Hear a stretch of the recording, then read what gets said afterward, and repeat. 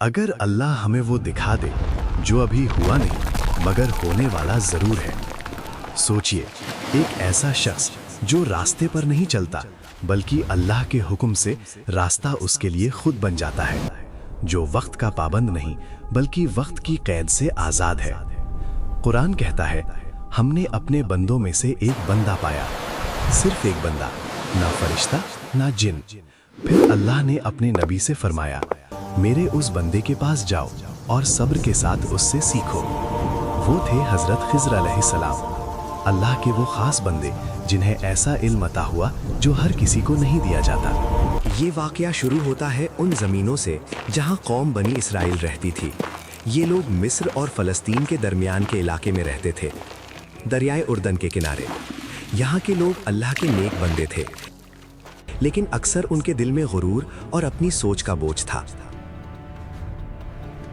حضرت موسیٰ علیہ السلام ہر چیز میں کہتے، اللہ نے فرمایا، مگر قوم کہتی، ہمیں کب اپنی زندگی جینے کو ملے گی؟ یہ وہی قوم تھی جسے اللہ نے فرعون سے نجات دی، لیکن پھر بھی یہ لوگ شکر کے بجائے سوال اور شکایت میں زیادہ مشغول رہتے۔ تم لوگوں نے اللہ کے معجزے دیکھے، سمندر چیرتے دیکھا، آسمان سے رزق اترتے دیکھا، پھر بھی تمہارے دل بھرتے نہیں۔ وہ کہتے، ہم سمجھدار ہیں، ہمیں ہر بات پر اندھا یقین کرنے کی عادت نہیں۔ دن گزرتے گئے اور بنی اسرائیل اپنی روزمرہ کی زندگی اور چالاکی میں مصروف رہے۔ سب کچھ زمین اور سمندر کے درمیان ایک عجیب تسکین کے ساتھ چل رہا تھا۔ پھر ایک دن اللہ نے اپنے نبی کو ایک ایسا راز بتایا جو موسیٰ علیہ السلام کی اپنی سمجھ سے بھی باہر تھا۔ اللہ نے فرمایا، موسیٰ، میرے بندوں میں سے ایک ایسا شخص ہے جس کے پاس علم ہے جو تم سے بھی زیادہ گہرا ہے، اس کی تلاش کرو اور صبر کے ساتھ اس سے سیکھو۔ یہ سن کر موسیٰ علیہ السلام کے دل میں حیرانی ہوئی، ایک نبی اور پھر بھی کوئی ایسا جو علم میں ان سے آگے ہو؟ اللہ نے کہا، ایک مچھلی لو اور سمندر کے کنارے جاؤ، وہاں وہ مچھلی تمہاری راہ میں نشانی بن کر تمہیں اس بندے تک لے جائے گی۔ اور یہیں سے وہ سفر شروع ہوا، بنی اسرائیل کی بستیوں سے نکل کر سمندر کی طرف۔ ایک ایسا سفر جو ظاہر میں فاصلوں کا تھا لیکن اصل میں علم اور راز کا سفر تھا۔ میں چلتا رہوں گا چاہے مجھے سالوں لگ جائے۔ دن رات کا فرق مٹا، ریگستان گزرا، پتھر گزرے، تھکان جسم میں اتر چکی تھی، لیکن موسیٰ علیہ السلام کا ارادہ اور زیادہ مضبوط ہوتا جا رہا تھا۔ پھر ایک دن وہ جگہ آ گئی جہاں دو سمندر ملتے ہیں، ایک عجیب سی خاموشی، پانی کا وہ شور جو دل کے اندر تک اتر جاتا ہے۔ اور پھر اس مچھلی نے زندہ ہو کر پانی میں چھلانگ لگا دی اور سمندر میں ایسے چلی گئی جیسے پانی نے اس کے لیے کوئی راستہ بنا دیا ہو۔ یہی وہ نشانی تھی جہاں اللہ کا بندہ ملنا تھا، اور موسیٰ علیہ السلام اس شخص کو وہاں ڈھونڈنے لگے اور تھوڑا آگے نکل گئے۔ تفسیر ابن کثیر کے مطابق پانی کے درمیان ایک راستہ بن گیا اور اس راستے سے ایک نورانی شخص باہر آئے۔ یہ تھے اللہ کے خاص بندے حضرت خضر علیہ السلام۔ قرآن پاک میں حضرت خضر علیہ السلام کا نام کہیں بھی واضح طور پر نہیں بتایا گیا۔ نام خضر ہمیں حدیث اور تفسیر سے ملتا ہے، یعنی قرآن نے شخصیت کو نہیں، ان کے علم اور مقام کو ہائی لائٹ کیا تاکہ دنیا سمجھ لے علم اللہ جسے چاہے عطا کرتا ہے۔ جب موسیٰ علیہ السلام انہیں ڈھونڈتے ہوئے واپس اس مقام پر پہنچے تو وہاں ایک شخص بیٹھا تھا، ایسا شخص جس کا چہرہ عام تھا لیکن علم آسمان سے بھاری۔ موسیٰ علیہ السلام نے عرض کیا، کیا میں آپ کی صحبت اختیار کر سکتا ہوں تاکہ جو علم اللہ نے آپ کو دیا ہے اس میں سے کچھ مجھے بھی سکھا دیں؟ خضر علیہ السلام نے موسیٰ علیہ السلام کو دیکھا، ایک گہری نظر سے، جیسے وہ ان کے آنے کا انتظار ہی کر رہے ہوں۔ فرمایا، تم میرے ساتھ صبر نہیں کر سکو گے موسیٰ۔ موسیٰ علیہ السلام نے کہا، انشاءاللہ آپ مجھے صابر پائیں گے اور میں کسی معاملے میں آپ کی نافرمانی نہیں کروں گا۔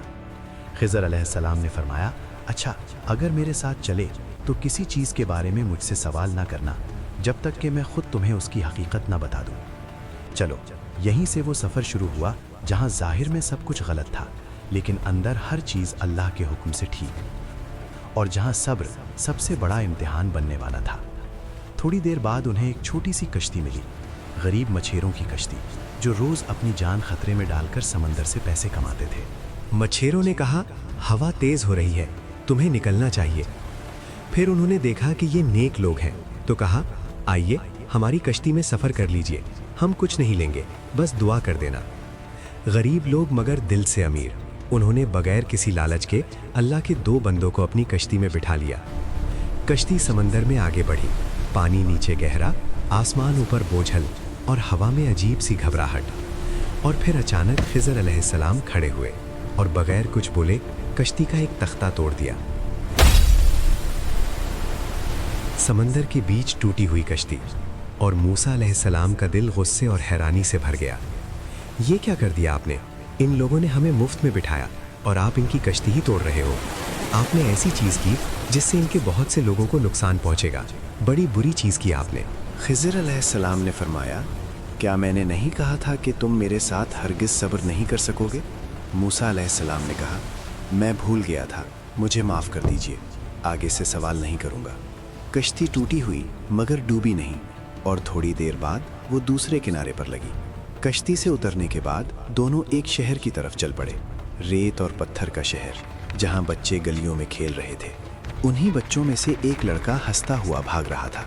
खिज़र अलैहिस्सलाम रुक गए और उस बच्चे को गौर से देखने लगे। फिर अचानक उस बच्चे को पकड़ा और एक ही पल में उसकी जान ले ली। मूसा अलैहिस्सलाम चीख उठे, या अल्लाह, आपने एक बेगुनाह जान ले ली? ये तो सीधा सीधा जुल्म है। खिज़र अलैहिस्सलाम ने फरमाया, क्या मैंने तुमसे नहीं कहा था कि तुम मेरे साथ हरगिज़ सब्र नहीं कर सकते? ये सुनकर मूसा अलैहिस्सलाम फिर खामोश हो गए और वो दोनों आगे बढ़े। भूख, प्यास, थकान और एक सख्त मिजाज गाँव। हम उन्होंने मुसाफिर लोगों से कहा, हम मुसाफिर हैं, क्या आपके पास खाने के लिए कुछ है? मगर गांव वालों ने मुंह फेर लिया।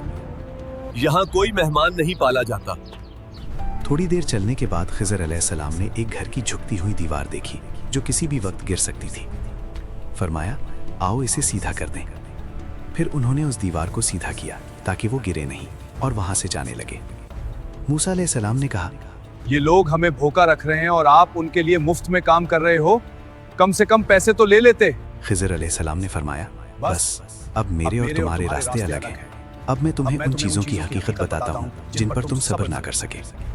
समंदर की हवा, शाम का वक्त और मूसा अलैहिस्सलाम के दिल में सवालों का तूफान था। खिज़र अलैहिस्सलाम ने फरमाया, वो कश्ती गरीब लोगों की रोज़ी थी। आगे एक जालिम बादशाह था जो हर अच्छी कश्ती ज़बरदस्ती छीन लेता था। अगर मैं कश्ती को ना तोड़ता तो वो बादशाह उनसे सब कुछ छीन लेता और वो लोग फ़कीर हो जाते। मूसा अलैहिस्सलाम का चेहरा बदलने लगा। पहली बार जुल्म रहमत बन गया। जहाँ तक इस बच्चे का ताल्लुक है, वो बड़ा होकर कुफ्र और बगावत में डूब जाता। उसके माँ बाप मोमिन थे और अल्लाह ने चाहा कि उन्हें ऐसी औलाद मिले जो ईमान में बेहतर हो और रहमत का सबब बने। मूसा अलैहिस्सलाम को जो चीज़ कत्ल लग रही थी वो असल में दो मोमिन दिलों का इम्तिहान और उन्हें एक नेक औलाद का नसीब करना था। जिस दीवार को मैंने सीधा किया उसके नीचे दो यतीम बच्चों के लिए एक ख़जाना छुपा हुआ था। उनका बाप नेक आदमी था। अल्लाह ने चाहा कि जब तक वो बच्चे जवान ना हो जाएं, उनका माल महफूज रहे। जो कुछ मैंने किया अपनी मर्जी से नहीं किया, ये सब मेरे रब का सिखाया हुआ इल्म था। यहाँ मूसा अलैहिस्सलाम समझ गए कि इल्म सिर्फ वो नहीं जो किताबों में होता है, कुछ इल्म वो होता है जो अल्लाह अपने ख़ास बंदों के दिलों में उतार देता है।